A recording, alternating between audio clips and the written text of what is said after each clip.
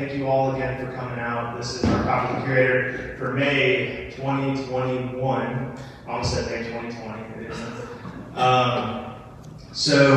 Today I put up kind of a, I guess you'd call it a buzzworthy title for this presentation. Cleveland County's role in the history of the electric car. Now, I want to say that I did not come up with this idea 24 hours ago when Ford announced their new electric truck. I thought of it a while ago. So that this is just kind of a coincidence, but it's a cool coincidence, and you're going to see when we get to the end how closely tied current events are with past events. So the idea of there's a story that goes along with this title that I'm going to tell, and the idea for the story came from there's a series of books that Barry Hambright and Rusty Patterson did on the history of Cleveland County. It's part of a series of Arcadia Publishing books that's photography-based books. So it's just a bunch of pictures, basically. And there's one picture that I'm going to show that really caught my attention, and it goes along with this newspaper article. It tells a story of a time when Thomas Edison passed through Shelby in 1906. Now, I want to say that he very much passed through Shelby. He did not hardly spend any time here. He maybe spent all about a half hour in Cleveland County. But in 1906, this was a huge deal because at this point, Thomas Edison was at the top of his game. The light bulb had been out for about 25 years at this point, 20 years. The phonograph, which we have one over here, had been out for about 15 years and was making headway as one of the greatest inventions of all time. Light bulb also. And but in 1906, he was working on something completely different, and that's the reason he was in North Carolina. But to talk about, so I saw this article, I saw the image that I'm going to show later that was in Barry and Rusty's book, and it got me thinking, why was Thomas Edison passing through Shelby? Not saying that Shelby was not deserving of Thomas Edison to come through, but in 1906, Shelby hadn't even really become a place that was known for politics at that point. Omax Gardner hadn't become governor, and Clyde Huey hadn't become governor. A lot of these people were still, Gardner was still in college at this point. So, it really got me thinking. I put it away for a while. I've been thinking about it for about a year. And then I finally sat down and said, okay, I'm actually going to get to the bottom of this. And what I found is a really fascinating story that loosely connects Cleveland County to the history of the electric car. And I say loosely because it is paper thin, but still really interesting. But in order to talk about that, we have to talk about why Thomas Edison cared about North Carolina at all. And to talk about that, we have to go back to the invention of this, the light bulb. 1878-79 was when Thomas Edison was putting the finishing touches on the first mass-produced light bulb. There were light bulbs. It should be said, he didn't reinvent the wheel necessarily. He just improved upon it to the point where you could actually use it in mass, you could mass produce it. So in order to get the light bulb to work, he had to use this little part up here is what's known as the filament. And the filament is what you would heat up with electricity to create light. That's how incandescent light bulbs always worked. However, what he found was in order to get a light bulb that would last more than a few minutes, you would have to use a metal that could really hold up to high heat. And one of those metals that he originally started using was platinum. However, at this time, it was really hard to find platinum. Usually you had to go overseas for it, which made it very expensive to use in, again, a mass-produced setting. And so what he would do is he sent out what I will refer to as secret agents. He had these secret agents that he would send out all throughout the country to try and find sources of platinum, so that way he could mine it at home instead of having to go overseas. And this is something we'll see again and again in Thomas Edison's history, because he's doing a lot of these things for the first time. So there was not a massive platinum market at this point. There was barely even much of an iron market at this point, even though iron was used in most steel. However, so he sends these agents out, and one of the agents that he sends out is a gentleman by the name of William Hidden, and he comes to western North Carolina because in North Carolina it was known that there was the highest diversity of minerals, and so they thought if you were going to find anything, you were going to find it in North Carolina. A lot of that has to do with the fact that we have a mountain region, which has a lot of runoff of minerals in some of the oldest land. So William Hidden comes to North Carolina, and he doesn't find platinum. It should be said it was a failure, and we're going to hear that a lot of times too when we're talking about North Carolina and Thomas Edison. It was a failure. However, he does find in 1879 this, which would affectionately become known as Hiddenite, creatively named after William Hidden, and would eventually lead to the founding of the town of Hiddenite, North Carolina, which I don't know how many of you are familiar with. Hiddenite. It's very small. It's known primarily for this. But we used to go there a lot when I was a kid on field trips, so I thought it was a really cool story.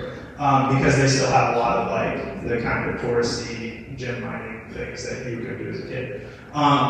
So that's kind of Thomas Edison's first foray into North Carolina, is actually leading to the founding of the town. So then, this is also 1879. We're at the boom of what was exploratory mining at the time. Things were really taking off, particularly this mineral, which was called monazite, and monazite mining was really big in Cleveland County around this time. Monazite you could get all kinds of different precious metals out of it. What they would do is they would find what was called monazite sand, and then you could refine that down and find a bunch of different things. One of the things they found was called thorium, and thorium is what you would use to make the predecessor to the light bulb, basically. I'm not going to try to get too scientific with it, but that's the importance of that. And it should also be said that while William Hidden was in North Carolina, he did send several pounds of monazite sand, I wrote it down, monazite sand to Thomas Edison saying, hey, we need to check this out, it's going to take off. And then of course it did. In Shelby, we had a number of monazite mines. This is the British monazite mine. It's kind of hard to see because there's a lot of just dirt. But there's like one guy standing there with a cart.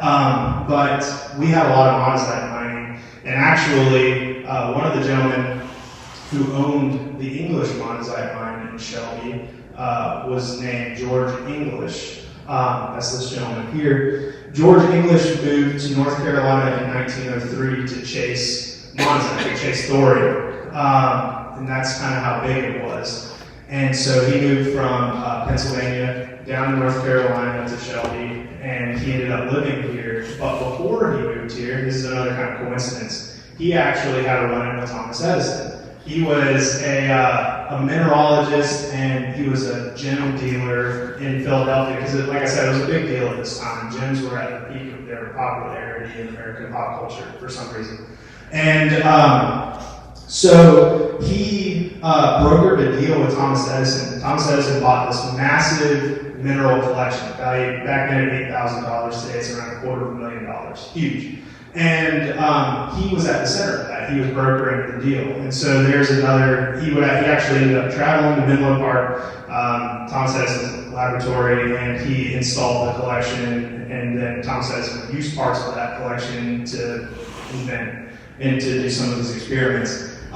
So that's just another kind of fun little Shelby connection to Thomas Edison, but that's not necessarily related. However, George English will show up in the story later, so that's why I introduced him. Here's one of his collection labels that actually says Shelby, North Carolina at the bottom. I don't know where this is. I found it online. I don't know who would have had one of these in their own collection, but it's pretty cool that he had them specially printed for Shelby, because he didn't live here for a very long time. I think he might have only lived here for about 10 years and then moved around again. So fast forward again, we're through the light bulb, and now Thomas Edison is tackling another big technology that he wants to improve upon, and that was the battery. So at this time, for rechargeable batteries, your only real option was what we use today in cars, lead-acid batteries. And the fact that we still use lead-acid batteries kind of shows you how popular Thomas Edison's battery was. It didn't take off, but we'll talk about that later. So there were, at this time though, this was a good idea. This was called a nickel-iron battery. And the biggest pro for the nickel-iron battery was that it could recharge in half the time of the lead-acid battery. It was lighter than a lead-acid battery. It had more power output than a lead-acid battery. But it also had a really big pro in that it didn't have acid in it. So when it was in your car and would tip over, it wouldn't burn your legs with acid, which was definitely happening at this time because they didn't have a lot of the safety standards that we have today in vehicles. So there was definitely a big contingency that if we were going to make electric cars, which at this time was definitely still an option because this was 1901 to 1903, so the Model T wasn't out yet, and so there was still kind of a war as to whether the future automobiles would be electric or if they were going to be combustion engine. And Thomas Edison was definitely on the side of electric, and Henry Ford was kind of on the side of combustion. But they were really good friends. We'll talk about that later. But they just had different ideas about how the future should work. Thomas Edison's reasons for going electric were a lot of the same as we have today. Not as noisy. There's not as much gas involved. They were a lot safer, especially back then. They were a lot safer because, again, safety standards. And then they were also supposed to be more reliable and more efficient because at this time, gas stations weren't really a thing. We're going to talk about where the automobile was at this period in a little bit. But so Edison develops his battery, the nickel-iron battery, with, again, the idea that it was going to give you more battery life, less recharge time, so it was actually going to be usable for cars. The only problem was that it was extremely unreliable. And so it would cut out sometimes, and it still was massively expensive. It was more expensive than lead-acid batteries at the time. And a lot of that is because, again, you have to source nickel and iron, and you have to source all these minerals, which was not easy to do at that time. There wasn't an infrastructure for mining precious metals at that point. Basically, it was kind of a failure, and Edison goes back to the drawing board.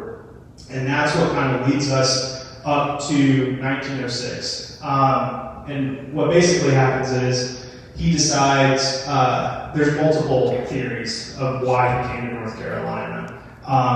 The overall theory is that he was coming here to source cobalt because he said that cobalt could create a lighter battery. And so that was one of the things he was trying to achieve in improving his batteries, making it lighter so that way. Because at the time, batteries weighed so much that you would use most of the battery's power just to push the battery around. And so by the time you actually put a person in the car, it wasn't really going anywhere. So he was trying to make it lighter, but there's another theory that could also be true, which is he was developing the nickel cobalt battery, which is supposed to be more reliable than the nickel iron battery. And what kind of sets that up is in 1905, he bought an entire cobalt mine in Canada. So he was trying to source as much cobalt as he could at the time. It ended up being a failure. Again, we're going to hear that a lot as part of the story. It was a failure. But he had heard through some of his secret agents, again, he had all these secret agents around North Carolina still. He had heard from some of his secret agents that there were pockets of cobalt in and around the Piedmont region and in the western region of North Carolina. And so he decides that he's going to go take a big, long vacation to North Carolina to go check out these deposits and also see the countryside. North Carolina was definitely the vacationer's paradise in that time for people. The mountains were starting to become a big draw for tourists, and so it was kind of the place to go. And so he decided again to make this big, long vacation out of it. So here he is. This is actually a picture from the trip to North Carolina in 1906 when they were like just about to start out. So they have these two big cars, giant cars, and they leave from New Jersey March 17th of 1906. Edison at the time said that he was hoping to make a pace of 150 miles a day, which, to give you some understanding about that, we were talking about the automobile earlier, and how really at this time, so we're in 1906, the Ford Model T wouldn't come out until 1908. So that kind of tells you where we're at in the timeline of things. The fact of the matter is that they had to compete with roads that in many cases they had never had a car on before. Especially as they were going through the Shenandoah Valley in Virginia down into North Carolina. So they were competing with horrible roads and just a bunch of other issues. So they end up in Winston-Salem, and let's see, it was May 22nd. So 5 days later, they finally made it to Winston-Salem. And at a pace of around 100 miles a day, I guess at that point, I kind of ran those numbers. It's like 100 miles a day. They probably took time to rest. That's another thing, is people, when you were driving a car, you would have to rest a lot more because you were just getting beat up by the road, basically. You're driving over rocks. There's no suspension in these cars. They're made out of wood in a lot of cases. And so you're just getting beat up. And finally, you have to stop and just take a break. And so it just took forever to get places. And it should also be said that in every newspaper article you read about Thomas Edison's trip to North Carolina, there's newspaper articles from Winston-Salem, and there's newspaper articles from Charlotte, from all kinds of places that he kind of went to. You read every one of them says, and he was in 2 brand new cars. Like that was the big news, is that he's in 2 cars. But you have to understand, at this time, cars just weren't around. Whenever the government started making people register cars in 1909, at that time there were 1,600 cars in the entire state of North Carolina. That's 1 car for every 1,375 people. Today we have 1 car for every 3 people in North Carolina. So that gives you an indication of how important it was just to see a car. To the point where actually there were stories around this time of people who were against cars. And so people were getting like harassed on the roads because they were driving cars.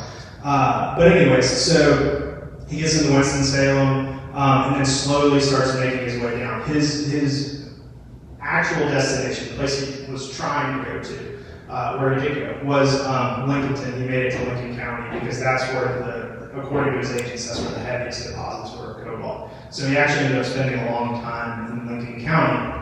But then he finally makes it to Shelby, North Carolina. I wanted to say, isn't it nice that Winston-Salem gets this beautiful picture of Thomas Edison, and then we get a picture of a boy with a bike? But this is when Thomas Edison came to Shelby. This is what we got. So, but you can make out in the background the canopy of the car, and I still haven't quite figured out where this is. I've been meaning to do some looking into that. I couldn't quite tell.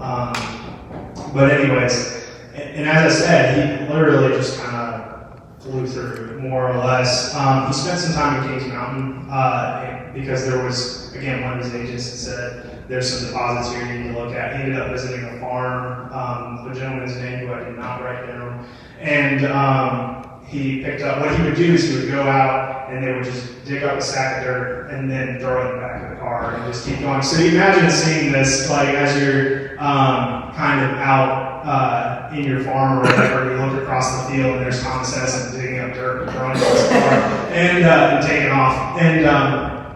But yeah, that's basically what he was doing. It was just a completely different time. You think about the equivalent would be if Elon Musk showed up outside your house and started digging up dirt to take it with him. You would think that's really weird. But that's the kind of stuff they would do back in those days. And so anyways, they come to Shelby, and that's the story. The paper even says that he spent minutes in Shelby, the paper article. However, this is when we first hear about George English, also because the paper mentions George English's relationship with Thomas Edison. And actually, George English in that same paper, let me see if I can get back to it real quick.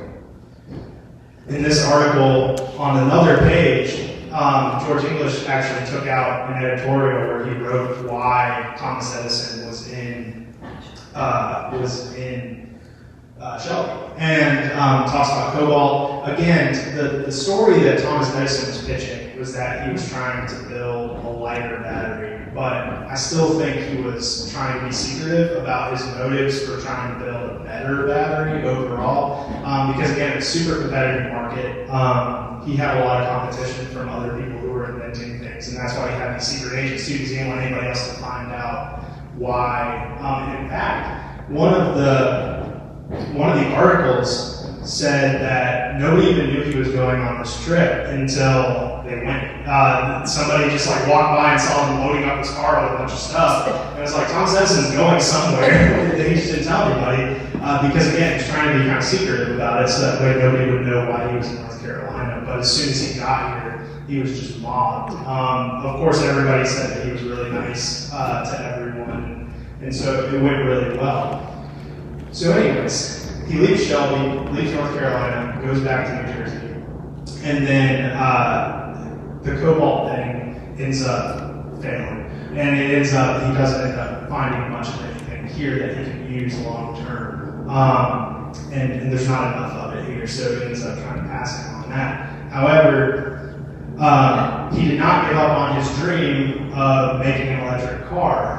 It should be said that his dreams were kind of dashed by the fact that Ford was able to make an internal combustion car in 1908 that he could sell to almost anybody because they were so affordable. So that kind of blew Thomas Edison's idea out of the water. However, in 1914, Edison approaches Ford and says, why don't we go in together to build an electric car? And so they do. And well, actually before 1914, it would have been about 1912-ish, because this prototype came out in 1913. So they do. And the idea would be that this car would use his nickel iron battery, and that it would be Ford's first electric car. However, by 1914, Ford had found out that Thomas Edison was sneaking lead acid batteries into the test cars because he even knew his battery wouldn't work well enough to be able to propel the car, so he had to sneak in these lead acid batteries. And when Ford found out, Ford was extremely anti-battery, I should say, and to the point where people blame it on the trip that he took at one point where he was driving in a car with one of these batteries in it and it fell over and like spilled everywhere and ruined his trip. So from that point forward, a lot of people said he had this vendetta against the battery, which is why he purposely invented the Model T to work without a battery. You could crank it. It didn't need a battery for the starter. So he was very against lead acid batteries, and the only reason he was going to let Edison make these electric cars is if they used his battery that was supposed to be cleaner and more efficient and better for riders' experience. But when he found out that he was sneaking in these lead acid batteries, he basically cut the project. They remained friends. It was always business. It was never personal. They were really good friends. They would go on camping trips together. There's these great pictures of Edison and Ford and some other people in the know, other industrialists going on camping trips together and stuff like that. But that basically is the story of how we almost got an electric car in 1914. But then, they dealt with a lot of the same problems we deal with today with electric cars. And the fact that, at least up until recently, they were too expensive to make. It was hard to find the specific resources you needed to build them. And they just never worked quite well enough to surpass a combustion engine. And actually, it should be said that all the batteries that we still use today, including the batteries and these things we carry in our pockets, have cobalt in them. They're called lithium cobalt ion batteries. So we have cobalt still that we use in batteries today. So it did end up becoming, once they were able to finally start shipping in cobalt from overseas in an economical fashion, we started to be able to do that. And actually, Teslas, all their batteries have cobalt in them also, although they're trying to get away from that because of the same issues that Thomas Edison had, which is hard to find. And so that's the story of how Cleveland County has a history with the electric car. Like I told you, paper thin, but it's there if you connect all the dots. But yeah, does anybody have any questions? I threw a lot at you. Does anybody have any questions specifically about, anything Shelby related? There's mines in Shelby that were open pit mines, not tunnel. Yeah, it wouldn't have been very deep. They didn't do a lot of deep mining in Shelby. And that, I think, is just because they were able to find so much of it close to the surface. And really, that industry was played out within about 10 years. I mean, it really didn't last very long. It was a blip on the radar. And which is, I think, coincides with George English's stay here, because about the time that those mines were played out, he kind of scooted to his next kind of thing. But yeah, they were, that's really Cleveland County's only major history in mining. That's the only major mining industry that was really here, because gold never really took off as much here as it did in other places, although there was some. But yeah, that the monazite mines are really interesting. And they're, like I said, small portion. They did get a good bit of monazite out of here though before they finished up. I want to say in North Carolina. I can't remember the exact numbers. It was several tons of it came out of North Carolina. Because again, Edison wasn't the only one using that. They were finding other things in there that other manufacturers can use as well. Yeah. Any other questions? Had you looked at the history of the tin spodumene belt? One more time? The tin spodumene belt, the lithium resource that runs through Kings Mountain up through Cherryville and on. Right. Yeah, I didn't do a lot of research into that for this particular story. There's a tremendous amount of mining in Cleveland County as far as that goes. Right. I had heard of that.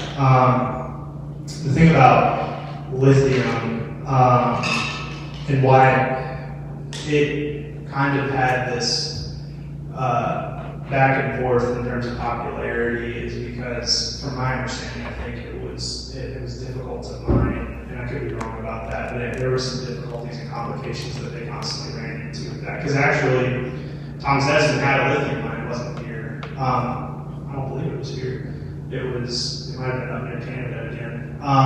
But it ended up falling apart. Was it Minnesota? Minnesota. Yeah, but it ended up falling apart for the same kind of reasons. But the lithium mine in Kings Mountain's been there a long time. I mean, they was in production for a long time. Okay. And I don't know, are they still doing anything? I think, are they still mining lithium in Kings Mountain? Yes. I thought they might. No. I thought they shut it down just a couple of years ago, maybe. No, they're not Couple, 3 mining years. it anymore, but they are refining it there. Refining it. Well, the new mine that has the contract with Tesla is up in northern Gaston County above where the two lithium mines, Foot Mineral and FMC, that Zach Davis sold lithium for a lot of years. Sure. The grease industry, so that's a little bit about lithium. But the new company that has come into Gaston County and is mining that street that runs up toward Lincoln County, because the value of it has made that an okay thing to do. They quit mining over Westwood City because it got so expensive they could bring it in from Chile cheaper than they could mine it here. But because of electric cars, they're opening up another mine up around Hardin. Right. Running up almost over toward Lake Norman, that direction.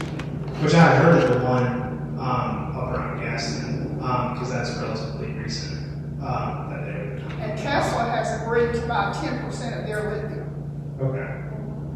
Okay. So for those of you at home, because I don't know if everybody ever can hear without the mic on, there was a lot of lithium mining in the Kings Mountain area, and then it's still happening up around Gaston County today, thanks to electric cars. So yeah, that I knew there was some. I didn't know how much. So I'm glad you're remembering that, because that was something I definitely didn't look into. I will admit, everything that I've talked about today was new information to me. I had no idea about any of the batteries or any of the stories of midnight, all that stuff. I had no idea. So unfortunately, that's one of the places where I just don't have a lot of info. But yeah, any other questions? or comments too? Anything like that? Okay. Well, so just so you guys know, I did throw some stuff over here, just to kind of show some pieces from the collection because we try to do that. Obviously, we don't have anything related to Edison Strip because unless we had like a sack of dirt that you dug up or something, I don't know what we would have. But we do have some things from Edison's legacy. We have a phonograph that I think was from probably the 1920s, 19-teens, around the time when they kind of had a Renaissance period. An interesting story, actually. I'll tell one more Edison story because I went through that kind of quick. An interesting Edison story from Shelby. In 1911 and in 1919, they had two separate demonstrations of the phonograph at the Graded Schools Auditorium. The first one was whenever Edison Laboratories came out with what was called the diamond disc phonograph, which was supposed to compete with the Victrola. It used an LP album instead of the cylinders. And then the second one, though, was a demonstration.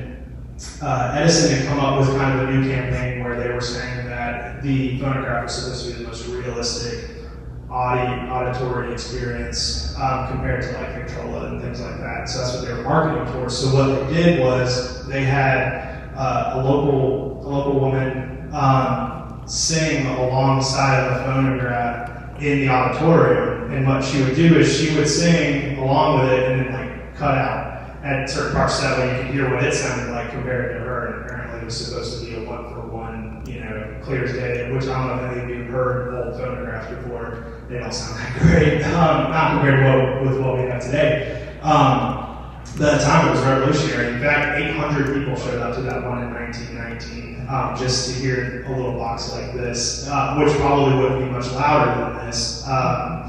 And so probably people in the back couldn't hear, so they were just there to have a good time, I guess. But that's kind of another fun thing about the phonograph. There was a phonograph dealer here in Shelby who specialized in them. And again, I didn't write his name down. But I think he was kind of the mastermind behind a lot of those things because he was trying to sell them. But yeah, just another piece of kind of phonograph history. There's a phonograph there, and then there's what's called a dictaphone or an headphone. I don't know if anybody's familiar with those. Basically, when they came out, they were supposed to replace the secretary because now you can talk into a microphone and have it record on a cylinder all of your notes. They didn't replace secretaries, we still have them, and we still had them. But they would kind of sit next to your desk, and like I said, you could spool it up and then talk into the microphone, and then it would record, and then you would keep the cylinders in the cabinet underneath so you could pull them out later and listen to them on your phonograph, so you could hear what you were talking about. We have in the collection, I found out, I thought we had one dictaphone, we have 4 dictaphones from different time periods in the collection. They were extremely popular at one point, and then they kind of, obviously, they don't use them anymore. But it was kind of a predecessor to the tape recorder, basically. This one's from the 1930s. I've done some research on it. And then the last kind of thing we have over there is we have a user manual for a phonograph from prior. It's older than the phonograph that we have, but it still fits. So yeah, and the phonograph does still have a cylinder in it. The cylinders are really hard to find nowadays if you're a collector because they weren't really built to last 100 to 130 years. And so in a lot of cases, we actually have one from the dictaphone that is in a Ziploc bag because they would just crumble. And that's what this one did. And so there's still a cylinder inside of the phonograph, but you can see where it's split down one side. So if you try to take it off, it would just fall apart in your hands. So it stays there. And it should also be said that we don't operate any of these things because honestly, both of those are broken, so I can't operate them. But also, just from a museum standpoint, I don't try to use any of the stuff that we have anymore because it's sat for such a long time. But yeah, so if you guys want to kind of take a look at these things, or if you have any more questions, I'll be hanging out.